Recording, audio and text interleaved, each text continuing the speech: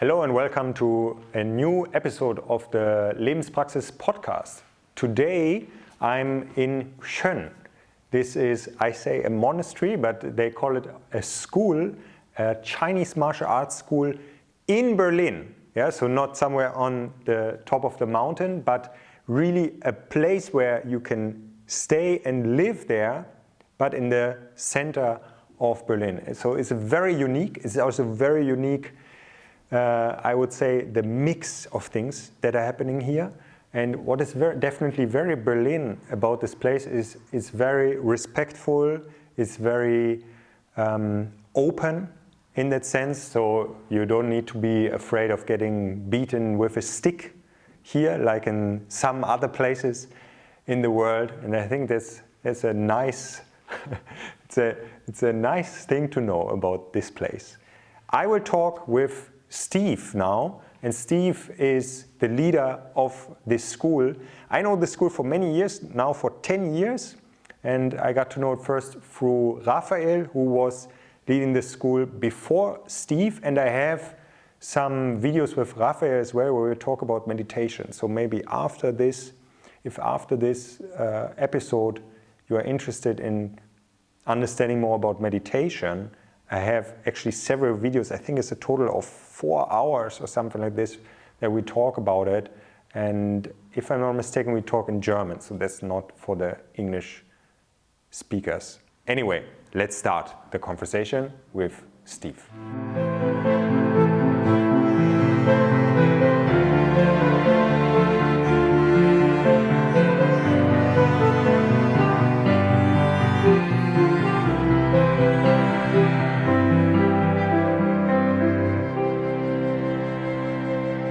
Nice, thank you, Stev, for welcoming me here in your school, or I sometimes call it the monastery. I don't know if you like it if I call it like this. I know you call it the martial arts school, but I like also to say, yeah, there's this monastery, because it has a little bit this feeling for me here. And about this I want to talk with you also. But I would like to start, before we come to your background, to talk a little bit more concretely about what is this place. Like, people are coming here to stay here, and what are they actually practicing here? Mm-hmm.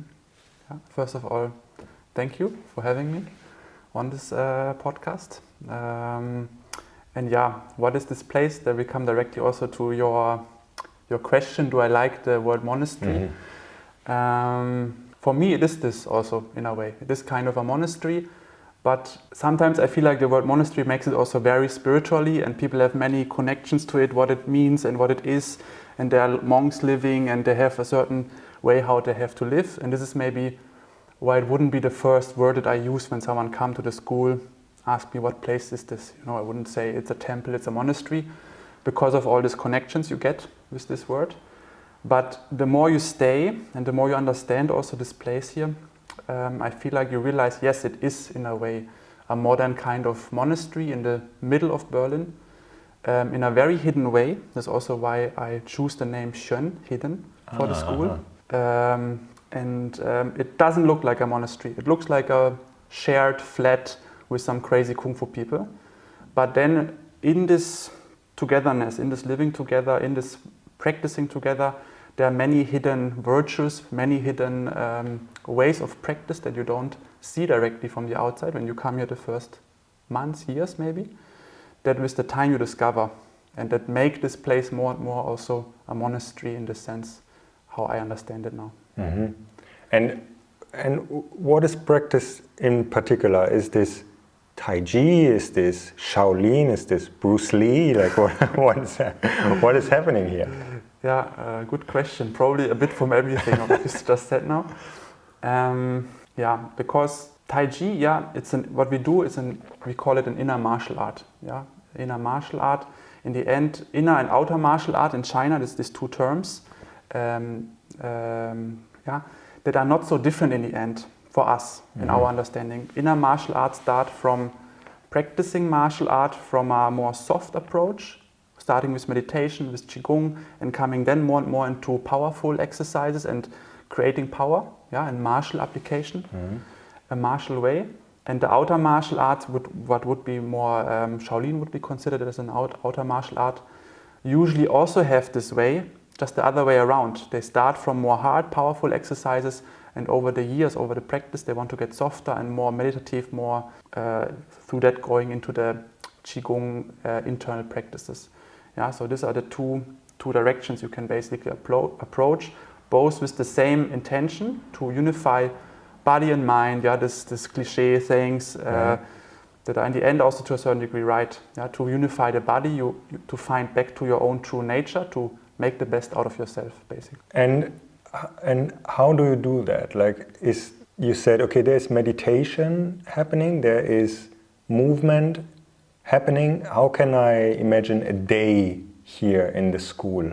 What are people doing after they wake up, and what is happening throughout the day? How does their practice look like? Maybe for a second to circle also a step back.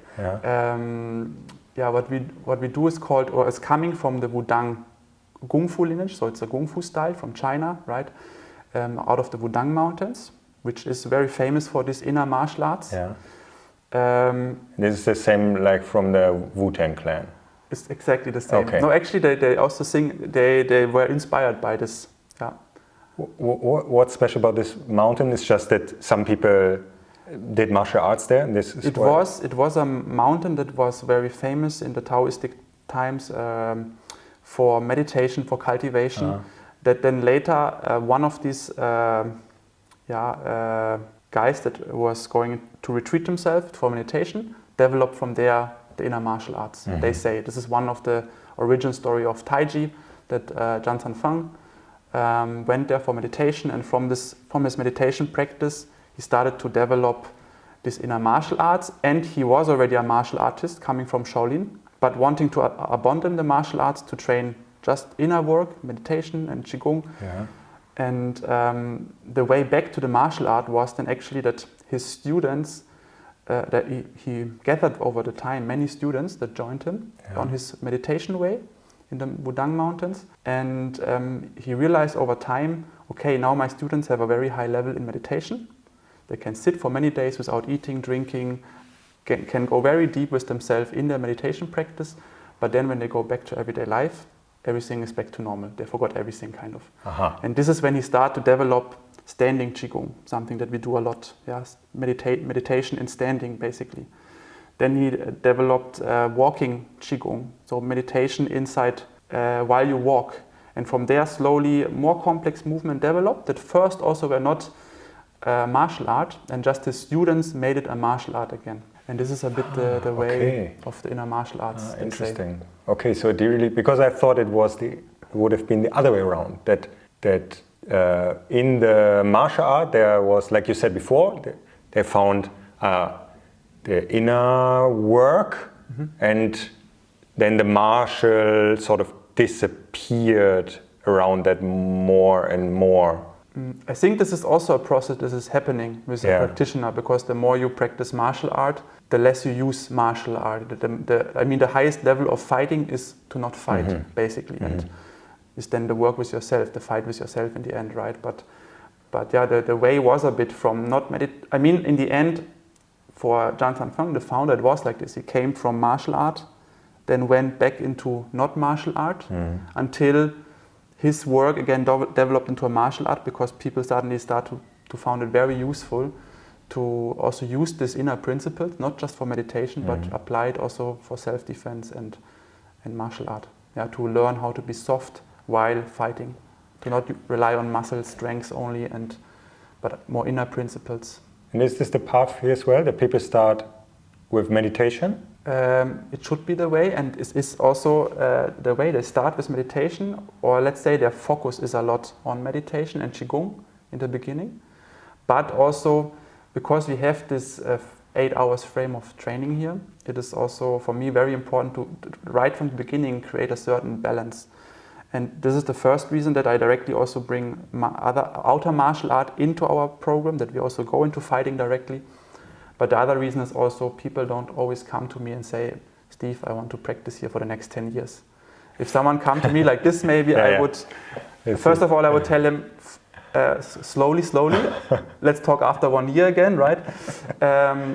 But second of all, now when I don't know how long people come, and maybe for the longest they can stay for 3 to 4 years, which is also already very long for our days here now in modern life.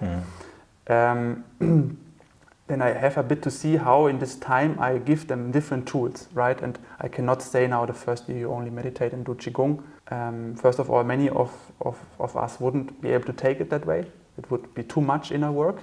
It is also difficult in the beginning, and therefore we need a bit balance. Yeah. And second of all, yes, I want when someone goes after 3-4 years, or even after 1 year, that you have already a few tools that you can work with, and that with the time practicing for yourself, you can start to combine things and understand the links between these tools. I can relate to this a lot. Like exactly the same thoughts are in me very often with people. Coming back to the question about how a day here looks like, maybe you can say what people already did today. So now it's 1 o'clock. What people already did today, what they're doing now, and what they will do later in the day. Usually in the mornings around 7, there's a free meditation frame, so people wake up for themselves whenever they want in the end and meditate for as much as they want in the morning. So the 7 o'clock frame is more free, more individual. They get from me meditation practices, but then it's up to them if they repeat it and practice it or not. This is so the first training. The second training becomes then a bit more official, I would say. At 8:30 we start to have a cleaning session. And the cleaning is also for us part of the training. Yes, very important for me always to say this also. So someone tell me I don't want to clean, I tell them, okay, so you don't need to train, right? Because if you don't want to do the first training, you don't need to do the second training. Cannot really imagine anyone saying this, I don't want to clean. No, actually not. But there were times it was a bit struggle to get people clean. Okay. But this had other reasons. Okay. After the cleaning, at 9 we start our standing Qigong for 1.5 hours. Some people also sometimes train in the same time BJJ, Brazilian Jiu-Jitsu is also part of our school. You could say there are a bit 2 passes in our school. One is more focusing on the internal, one is a bit more focusing on the fighting, and people can choose with the time what is more fitting for them. So this is why sometimes here and there we have 2 sessions at the same time, like in the 9 hour to 10:30 time frame, either BJJ or standing Qigong. Then we continue with another more martial class. Sometimes today it was boxing, but on Monday it was Tuisho, pushing hands, which is more soft form of using the principles of Taiji. So there we alternate a bit in the 2nd hour or the 3rd hour of our training. And then usually we have a short break, like half an hour. People have a small second breakfast, relax. And then we go out, where also the students now at the moment. We go out into the park, the weather doesn't matter, and we do there our individual routine. And this means everyone gets a focus when they're here, as long as they're here, and they get one routine, and this routine they repeat every day for themselves. They learn it one time. I'm also there, but I also do my own training during this time, and I give here and there a bit new input, but basically it's about doing the same for half a year or 1 year over and over again. This is the morning training for us. It's like around 4 to 5 hours. In the afternoon? In the afternoon we have a break until 5:30, and because the morning training goes until 2:30 more or less, then until 5:30 you have break. Students that live here, they also have to take care for shopping, for cooking, resting a bit, and then at 5:30 we start again with a cleaning session, and from there our evening courses start, which usually is like 2 hour style session, like one of our internal styles. Taiji is one of them, but we have also other internal styles like Baguazhang or Wudang sword, or 5 animals Qigong. And after this class we have usually another 1 or 2 sessions that go then more towards application, traditional applications, for example Bagua application or Taiji application, or then also again Sanda, which is the Chinese kickboxing, or Brazilian Jiu-Jitsu. What does it mean, application? Like Bagua application? What does it mean? In our Bagua application, we try to bring really the inner principles, or the style Baguazhang and its inner principles into a fighting frame. Because in our normal classes, the focus is really more about movement and health maybe spirituality, you could say. Yeah. So it's very Qigong-ish, our normal everyday classes.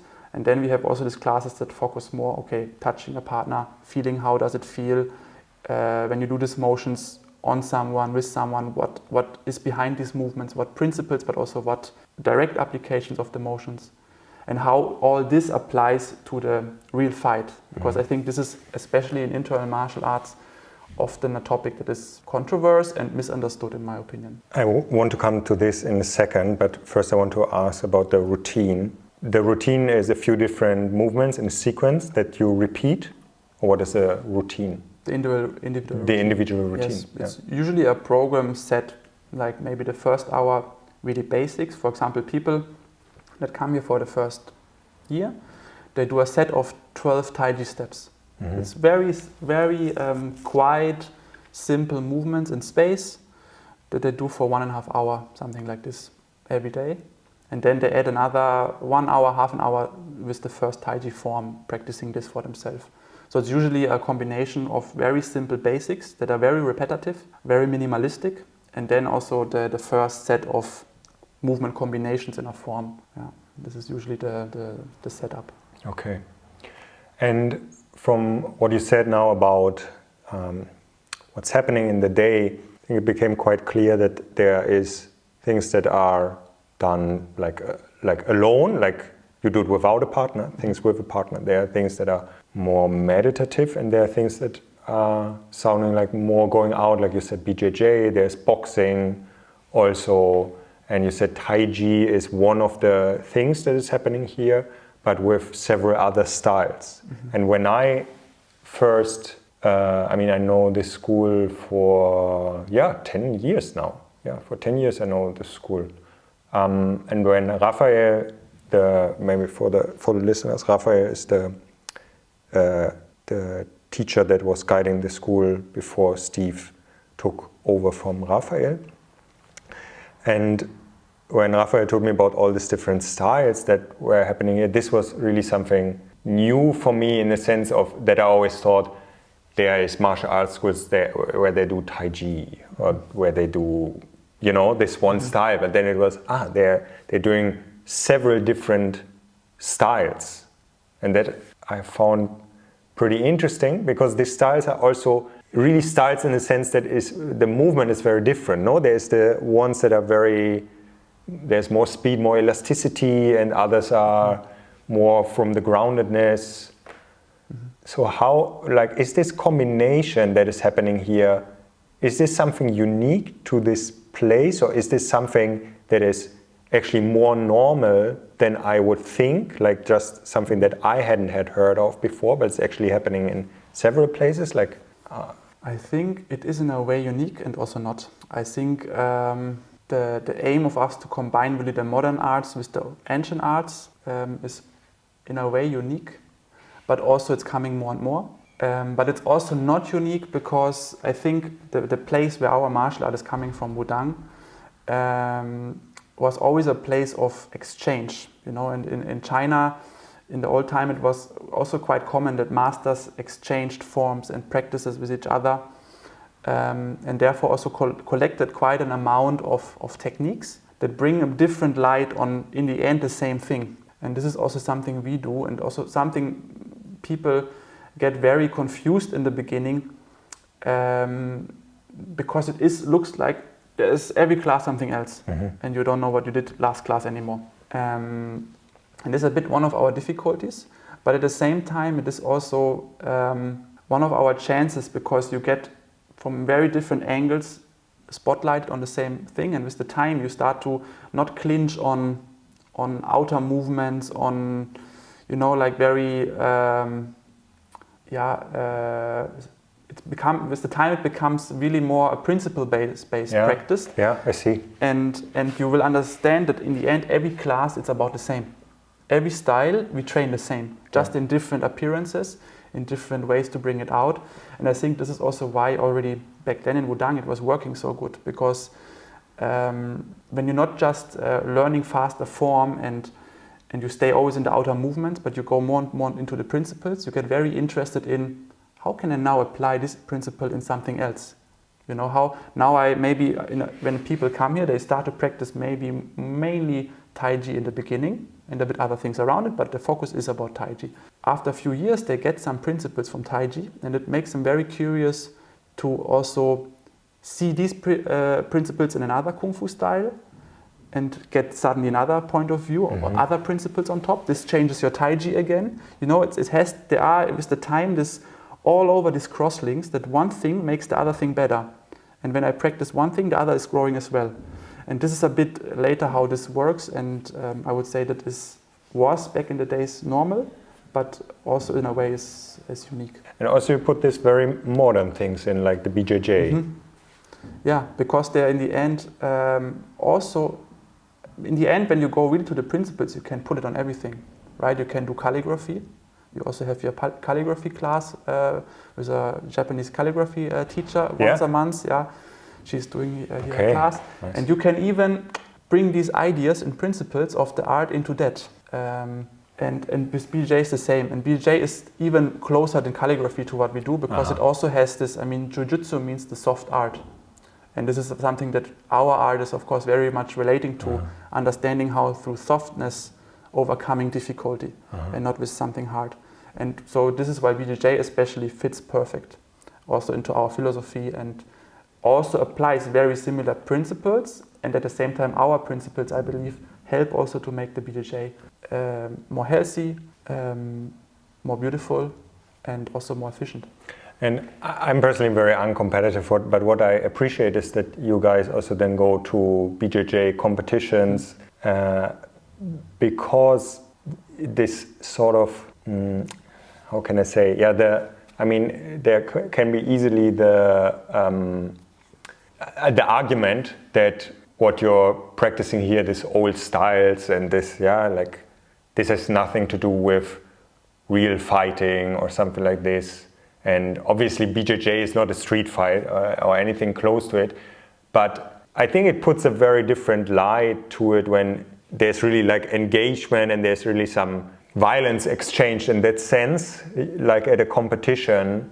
So of course this is completely up to the people that are here if they want to do that, but definitely the option is there to really put principles also and test them with other people. And I think that makes the place also more legit in a sense, because it takes out this argument of you guys talk about martial arts, but you're just moving by yourself or with these ancient weapons or something like this.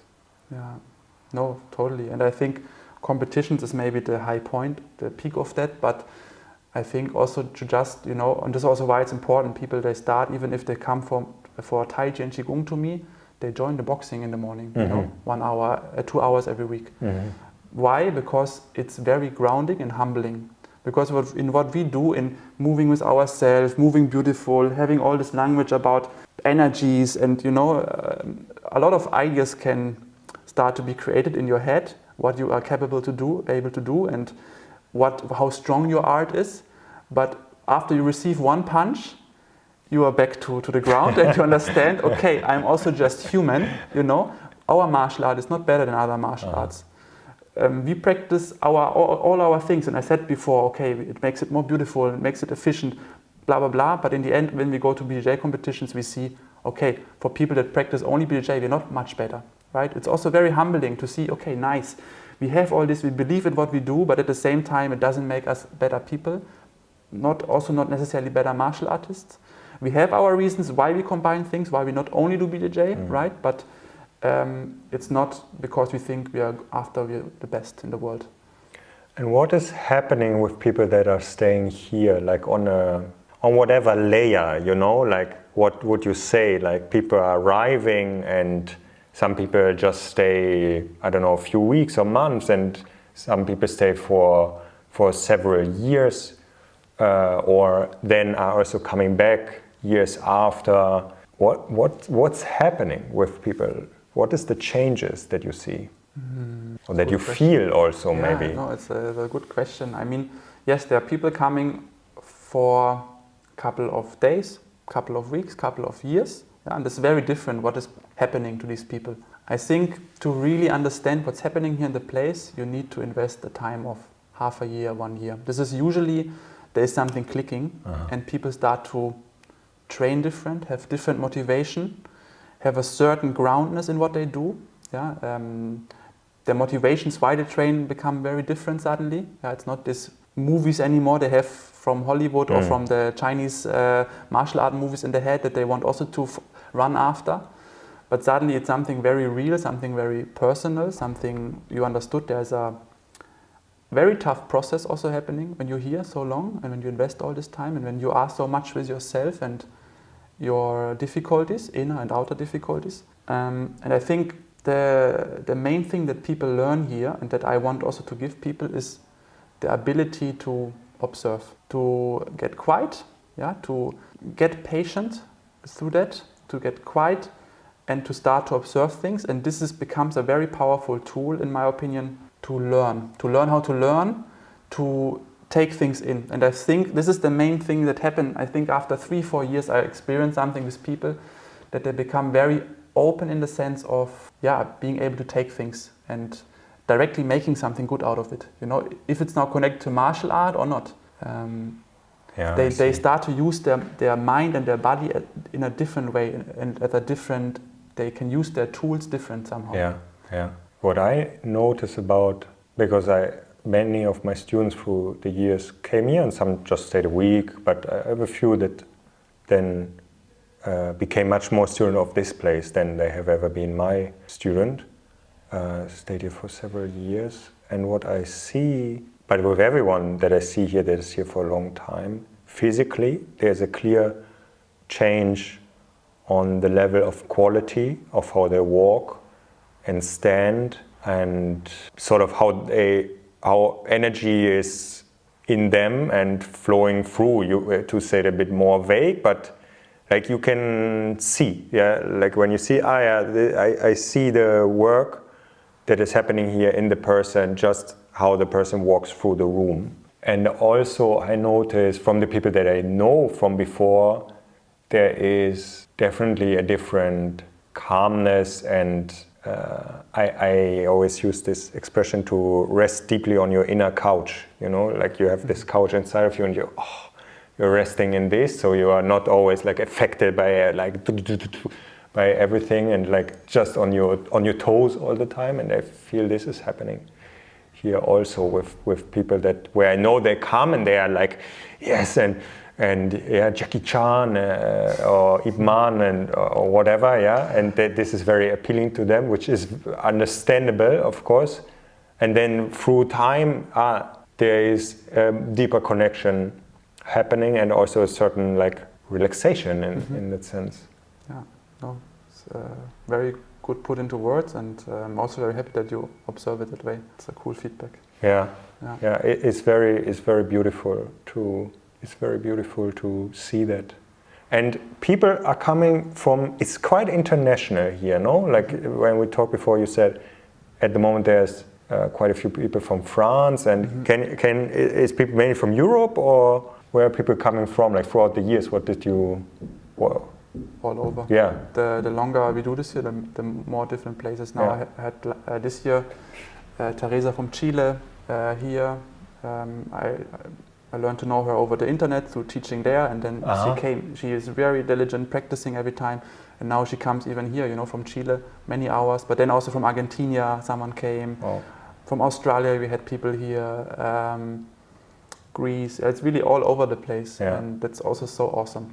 That's one of the very cool parts of the school here, that you see people from all different kind of backgrounds, all different kind of nationalities come here with the same kind of motivation or goal, and this brings us all together. And somehow also people ask me often, how is the living together here? Because you live with 12 people in 2 rooms, and it's from 6 different cultures. Basically. And it's very intense. It is very intense, but at the same time, it's also for that it's so easy, it's so simple, because somehow this work together that we all do in the hall together somehow connects and gives us the possibilities, gives us tool to handle things, but also it unifies us as a team here, I feel. And I think in the end, it's also a big part of our practice. What you say that people are so relaxed after they were here, because there's something else used. You know, if you 2 years living with 12 people in 2 rooms, and the rooms are not even separated. Yeah, if you would go with the camera up, you see under this wall is air, and the rooms are open. You hear everything. Yeah. Someone is sneezing, you hear it in the whole loft. Yeah. And in the whole school here. And this is, I think, a big part of our grinding process of becoming more carefree. We have this term xiaoyao, getting carefree, not in the sense not caring about what is happening in the world, but in the sense of not taking everything so personal, not identifying with everything, not worrying about everything, but letting things go their way also, you know. And I think this is a big part of our method here also, and why this works so good, because yes, there are many different cultures, many different characters, but in the end you learn, okay, let them be the way they are, you know, and then things start to organize itself. And what has been your path, Steve, in this, in martial arts? How did you become the teacher of this school? You started very young with martial arts? Very young. When I started with 12, like officially. Okay, so like normal, like not super young, like sort of normal. Back then I thought 12, it's too late. I saw the Shaolin monks back then with 6, and I thought, okay, for me it's too late.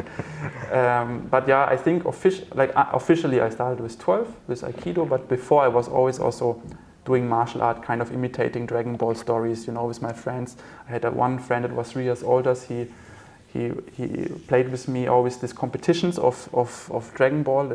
All our village was fighting, you know, and he trained me with stones, running around, you know, and taught me things about tiger techniques and stuff like that. This was a very inspiring time for me back then, and brought this love into me of martial arts. Yeah. So you could say Dragon Ball was my start. I didn't even watch Dragon Ball, he watched it. And he just told me all the things, and this made me so motivated for it.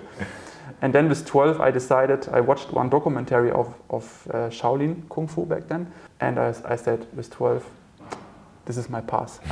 I'm going to do this for my life. And back then everyone was laughing about me. Even my parents were, okay, he's in a phase again, you know. And my friends were, don't exaggerate, because of course I was also exaggerating. I was 12 and very excited about my decision and telling everyone, very proud. But it was the start, and from there I started to systematically build up my training. I was in a very small, could say village, is a small town in Bavaria, but there was not much martial art. There was Aikido, there was Taekwondo. This is what I joined also. I started with 12 with Aikido, and then also with Taekwondo. But I wanted always to do Kung Fu.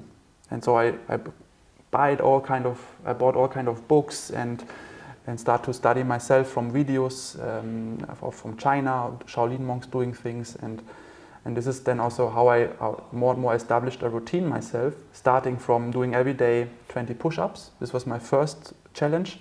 And then I realized, first I thought, if I do every day 20 push-ups, I will be super strong. My Kung Fu I cannot be beaten anymore. I realized after a while this is not true. So I added a bit more to my training, and was with 15 minutes.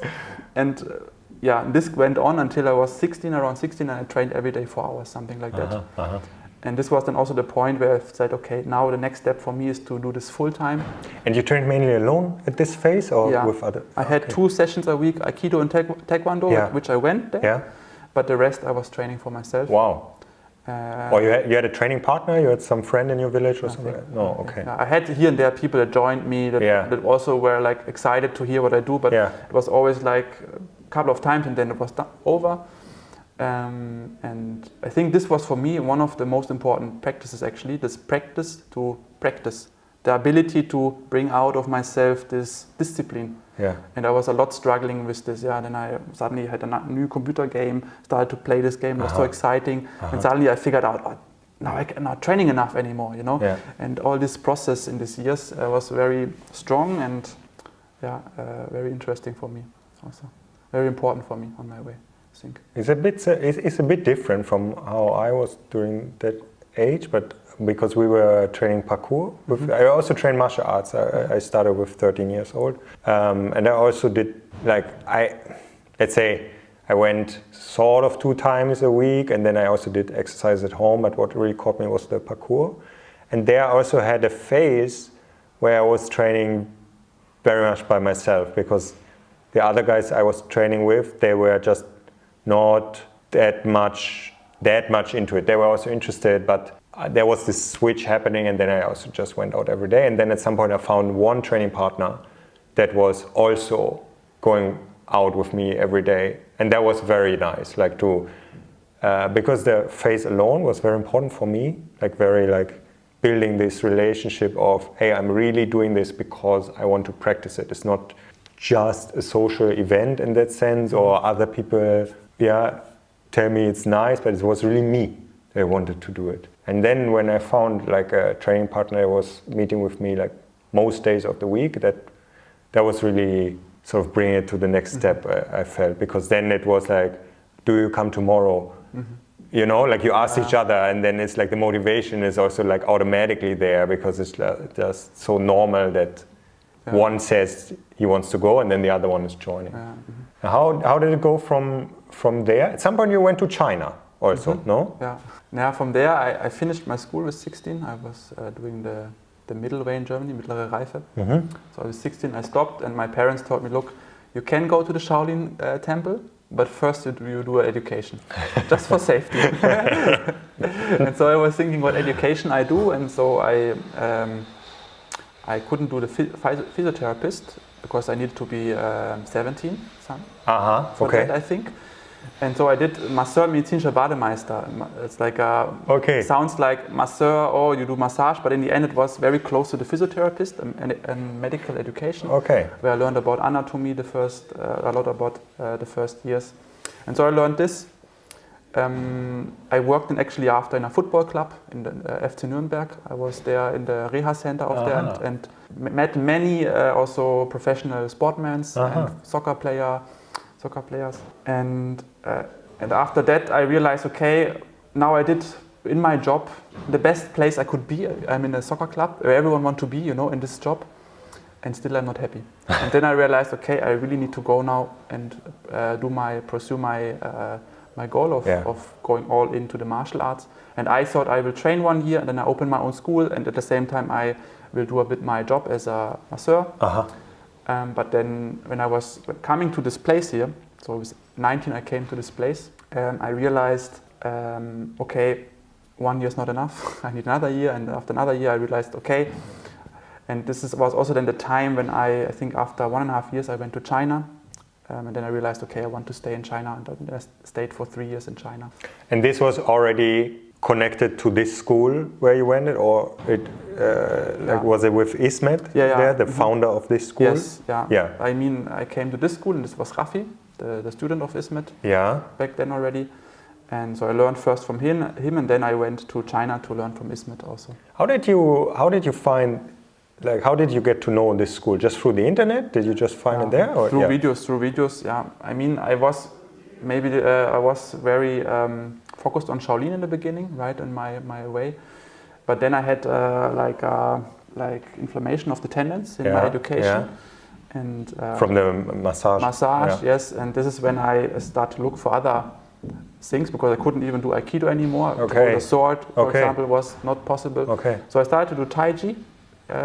In the city of my education, because it was in another city again, and then I could start with this, and I realized this is exactly what I was looking for the whole time. So the last, from 12 to 18 or 17 I was looking for what martial art would be my martial art. And then I realized, okay, Tai Chi actually is my martial art, where I thought in the beginning I will do that when I'm older. Because my father always told me, try Tai Chi. And I always told him, like, look, I will do that when I'm older. And then I realized, wow, this is exactly what I want. And then I saw Ismet's videos, and then I thought, okay, actually I don't want to the Shaolin. I wanted to go to the Shaolin temple. I want to go to him. And he was in China then? Like first you went here, then you met him in China, where he also had a very similar place to this, no? Am I correct? Yeah. He was the first foreigner that opened in Wudang, the birthplace of the art, his own school. And Raphael told me also that's something that was, let's say, a bit like not everyone there liked it, if I understood correctly. No, definitely not. No. They didn't like this, and he had also many problems. This is also why he moved later, or one reason maybe why he moved later to another place in China, to the south of China, Hainan, which was much nicer from the weather and the conditions and everything. But it for sure wasn't easy to open their school and to be there so long. Can you give us like just a few sentences about the lineage, like from whom Ismet was learning? Mm-hmm. Ismet learned. I mean, Ismet has several students, but teachers. Sorry. He was first learning he was also first going to Shaolin, and there he met an old Wudang master in the end. That was teaching in Shaolin, but in the end, what he taught was things from Wudang. And he also recommended him then to another teacher in Wudang, because Ismet wanted to learn Bagua, which is one of our styles. And so he recommended him, okay, go to Yo Shunde, which is now the highest teacher of our lineage, the Xuan Pai lineage, or the lineage we were part of. And so he learned from Yo Shunde, the lineage holder of Wudang Xuan Pai, it's called this lineage. And then he also learned from a student of Yo Shunde, Tang Dilong. And this was his main teacher in the end. They are the same generation in the end. They are both students of Yo Shunde, so they're the same generation. But in the end, Tang Dilong took care for him mostly, and I think taught him also the most things. And so I think Ismet relates a lot also to him as the main teacher. Hope I'm not wrong there now. But then also Ismet started to establish at a certain point his own system of teaching and giving the martial arts on, which we call Wudang principles, which is much more about the principle of the art. So it's open the art, how we can practice, what we can take in and what we can take out. It gives us more flexibility in keeping the art alive, because this is also for us very important to not just copy something that someone showed you and then it's right, and you cannot change anything, but the ability to transform it through every generation a bit more and to keep it alive like that, to keep the truth inside the art. Because these principles, I think these are immensely interesting. Is there a first principle that you explain to people? Are there some basic ones that you would say, okay, this is one of the first things that I explain or that I introduce? No, I usually don't do that. Yeah. Because I think as long as these principles are only like, I can explain principles, right? But they are very abstract, first of all. This makes them also so universal. Yeah. And then it's very difficult for people to really grasp what... So you first go through the practice, you feel them, and then you can explain, it's this, what's happening here. And anyway, people that come here, they are so full with ideas. They read so many books already about martial arts, inner martial arts, what is Wudang. I mean, many of them come. Yeah. Or if not, they start then slowly to read about these things. So what we do here is actually tell people, put these books aside and train. And then you will start to open other books. Books that are, our practice is like books, And if you start to practice them honestly, and you learn to observe, you can start to open them and read a lot of the practice. And this is also how you start to learn and understand the principles. And so this is for me more interesting to give to people. And this starts with giving people the simple exercises and let them do it for many, many repetitions. Instead of now explaining the first principles that are very abstract, and then in the end they don't really have much from that. And there is a connection to the Daoism, is there? Yeah, definitely. I mean, Wudang also have their monasteries that are really also connected to the Daoist religions, and because in Daoism it's also a bit more complex. It's not just Daoism is Daoism, right? There are first many lineages of Daoism. And then there's also the difference between religious Daoism, and that has many kind of rituals and cults, and more the philosophical. I didn't even know that there is Daoism. Something like a real religious Daoism, because the Tao Te Ching seems not really breeding a religion in that sense, like compared to the Bible, where it's like all these customs. This is how you build a temple and blah blah blah. It's all written.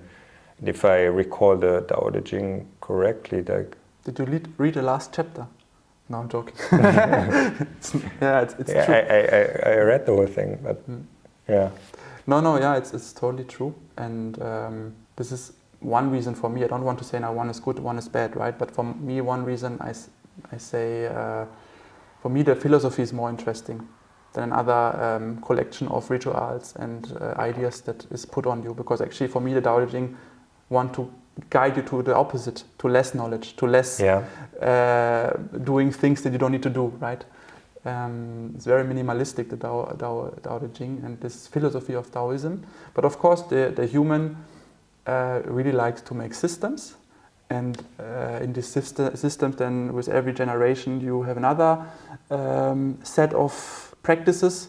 And this is then how also from their religion is created, in my opinion. Do you think the practice that is happening here is helping, let's say you want to go into the Daoism, and is helping you to cultivate a Daoistic approach? Like, it's a little bit difficult to talk about the Daoism, because it's sort of, the whole thing is that it's difficult to put into words, no? It's like the first sentence, like, it's like, we try to speak about it now, but it's a fail. And the moment you speak about it, you already take it away. Yeah, exactly. But do you feel like this, the meditation that is happening here, the different styles that are practiced, like, is that bringing that alive, or is the Daoism sort of something, that is also happening and is connected with the practice, but it doesn't necessarily help you to understand the Dao more? Like, is the physical path something that helps you understand the Dao? What would you think? I'm convinced, yeah. Yeah, I think for sure. I think the combination for me is very interesting to do, of course, a lot training before, and because all we do has this philosophy inside of reducing yourself, of doing less. This very, very important and fundamental message of the Dao De Jing is this Wu Wei, letting things happen. Some people translate as not doing. I would like to translate more as letting things happen, their natural course. And I think in all we do is, the practice is about that, doing less. Because how we hold our body. In our basic standing Qigong, we learn, okay, how do I position my body so I don't have to hold myself against gravity, but I can rely more on structure of the bones and the fascias, can sit myself into this structure, and then more and more release muscle tension. And so we start to harmonize this balance between structure and release, we call it. Releasing the body and holding the body the right way. And like this, we stand suddenly, and instead of fighting gravity, we become one with gravity, and we guide it through our body. And we feel better after standing. It feels then refreshing, almost like sleeping. And this is also in a very simple structure way, body physical way, we learn, okay, how to take out all these unnecessary tensions that we have in our body, and do less, I lift my arm, how do I not lift my shoulder while I lift my arm? But how can I lift my arm and my shoulder stays very soft? Most of the people come to us, they do this, very basic Tai Chi movement, and they do this, they lift their shoulders. And then I tell them for 1 year, do this and relax your shoulder, right? And after 1 year, suddenly, they don't do it anymore. And they're also, in the beginning, very surprised. Yeah, I'm relaxing my shoulder, and I'm telling them, no, relax. Because they even don't know anymore what means relaxed, or what is, how much tension is in the body, And so in all that, we have a lot of this philosophy of learning to do less, in a very physical sense. So you constantly learn to observe yourself, you practice to be quiet. Therefore, you need a lot of time also, because we say the Xing, the nature, settles with time, like muddy water, In the beginning, your mind is very wild, the tensions are very strong, and then if you stand 1 hour, slowly the muddy water is getting more clean, and suddenly you stand without doing much, with less tension. You experience other sensations of your body, then you realize how much tension there is. And also in the mind, you suddenly, even without doing anything big, you start to get more quiet and have, instead of 5,000 thoughts, maybe 3,000 only. And this is what we call, settling the inner nature. And the more quiet you get, the better you can observe. The more you observe, the more you see how much tension there is still, and with this, how much loud you are still in your body and in your mind. And then you this is a circle, you know. With the years of practice, you realize how much you are loud. This makes you a better observer, and the better observer makes you again realize how much you're still loud. And this is then how we go this way of Wu way, doing less and less with the years, and practicing the most fundamental Taoistic philosophy, I would say. Okay. And something a bit more technical. The people that are staying here for a longer time, how do they do that? Like, are they working on the side, or did they, sort of work before, have enough money, and then they can stay here and just practice? Like, how are people doing it? And because I think some people will ask themselves when they listen to it, they will ask, how is it possible to stay in such a place for several years? Like, you have to pay your food, you have to pay to be here, and so on. Like, you need money still. You need money. It is I think very cheap. And if you're when you're not going to eat every day outside, right, you can have there ways that you can really reduce your costs for life. But the way how people do it is very different. Some save some money last for 1-2 years. Then they realize they want to stay longer, and then they start to do a part-time job. I think with a part-time job, it's quite doable here, because we have, like, on the weekend, usually 2 days off. So if you work 2 days on the weekend and then you miss half a training, or half a day of training for another day of half-time jobs, you work 3 times a week, and you still can train actually most of our trainings. And then it's quite possible. And if you earn something around 8 to 1,000 euro a month, you get good over the rounds usually here. You can afford yourself. And this works for many people quite long that way. Helps also that Berlin, it got more expensive, but that the food in Berlin is also not so expensive, and so on. And with 800 euros to 1,000, there's very little cost of living. I was back then, I was living with 500 euro a month. But it was everything cheaper still. But so this is why I say 800 to 1,000 now is maybe. That is still, like, if you live in Munich, this is you can stay, you can live on a bridge for 1,000 euros a month, basically. Okay, so that shouldn't hold anyone back to come here, definitely. It needs a crazy amount of power to want this, right? Because you work, then you train. Training is also work after a while. It's not just having fun, right? It's also like a work. So you basically do 2 jobs, and have to see how you still recover here and there. There is, here in the school, there is 2 things happening, if I'm correct. There is the people that stay here, that come to the morning class, that are like full-time students. You call it full-time students. And then there is the evening classes, which is for everyone, basically. Then you also have some online possibilities for people. So I'm just trying to figure out what is the path, like how can people, like, what fits for whom to work with you, to work with the school, like, what are the different paths that people, the different possibilities that people have? Yes, it's like you can train every day here in the school in the evening course. So if people come to me and ask me, can I live here, but I have to work full time, I tell them, look, then you can also just join the evening course. This is also perfect. It's not, for me, it's never about like, this is the right path, this is the only path you can do it full time, train every day, 10 hours a day. No, everyone has a bit different life, different expectations of what they do. Then we have also the teacher training, where you can practice with me once a month. We have a session together, 2 days, and then for the rest of the month you train for yourself, you get a program. And then in this program are also people that train every day, 2 hours, and people that don't train at all. And also to them I tell, look, it's really up to you what you do and how much you invest. They're really far on the Daoism already. Because for me, everyone is welcome, Everyone is welcome in their, and this is why I offer also so many passes to join. Of course, in the full time, it's one specific pass, but this is not our own path, our only pass. And like for me, if I would have had an online program back then when I trained when I was 12, 1 hour a week, right, to join a class online, I would have been so happy. If I would have had this, think everyone needs to see where am I with my life, what do I want from this art, do I want to take it as a like balance for my life, do I want to learn a bit meditation and Qigong to feel good with myself, do I want to teach this at a certain point, do I want to really make it a part of my life, you know, and color with this philosophy of living my path of life, then yes, then it's different levels of what I have to dive into.